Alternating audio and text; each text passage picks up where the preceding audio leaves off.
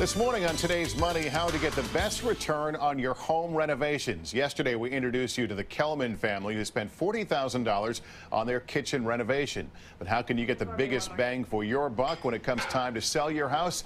Today, real estate contributor Barbara Corcoran is here with some answers. Barbara, good morning. Good to see you. Good morning, Lester. We all know how tough this housing market is right now. To what extent can a kitchen be a showstopper in a sale? It's exactly that. It's a showstopper. People today are a little bit nervous about buying. They're afraid of overpaying. So the last thing they want to do is walk into a house and think, my God, I have to put more money on top of the money I'm already spending to put in a kitchen. You'll always get your money back on a kitchen. You'll usually get between $1 and $2 for every dollar you spend. Yeah, kitchen bathrooms are right up there. They're huge, right? Kitchen's most important. Kitchen, what should you be looking at now as you're going to renovate a kitchen with an eye toward resale? I might be unloading this place in 6-7 years. What things count the most? The most important thing is that your kitchen comes across as airy and bright. So putting in a window makes you a ton of money. The other thing is it has to look expensive. It doesn't mean it has to be expensive, but it should look expensive to the eye when people walk in. So you want to plan this kitchen layout very carefully as to what you're going to do and where you're going to go. Let's talk about those appliances right now. We all know the names of Viking and Thermador and Miele. Those are expensive. Do you get the return on those, or can you get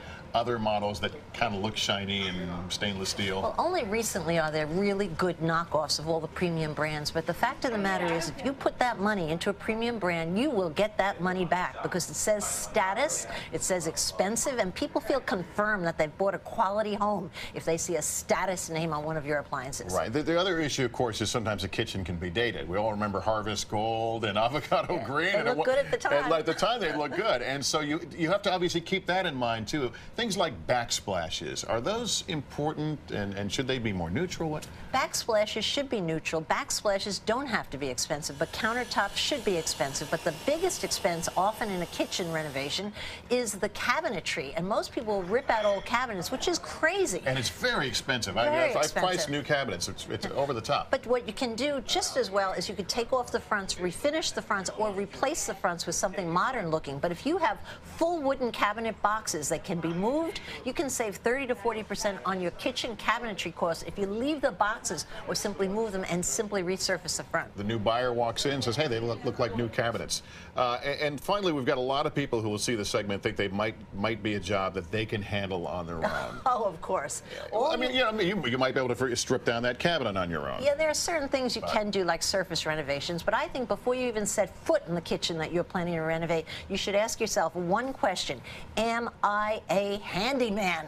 And if you're not a handyman type, forget it. Run out of that kitchen and hire a professional Because some contractor. people really have an eye for detail, and they'll come in and go, you know, that's not straight, or that cabinet hinge is not right. There are people who will pick up on that sort of stuff. It's that, but not only that, people in concept love the idea of having the satisfaction of doing their own kitchen, but the reality is it should be done by a pro, and in the end it will sometimes cost you less if you're working with a good pro who knows how to cut corners and saving costs. Last year, we're about out of time, but can you overdo it? If you're thinking about selling this house down the road and want to kind of maximize this investment, can you overdo a kitchen, spend too much money? Happens all the time. The rule of thumb is figure out what the value of your house is and never spend more than 10% of that value. That'll keep you on the straight and narrow. It will get you the right quality kitchen for the job. Good piece of information to end with. Barbara Corcoran, always fun to have you on. Thanks so much.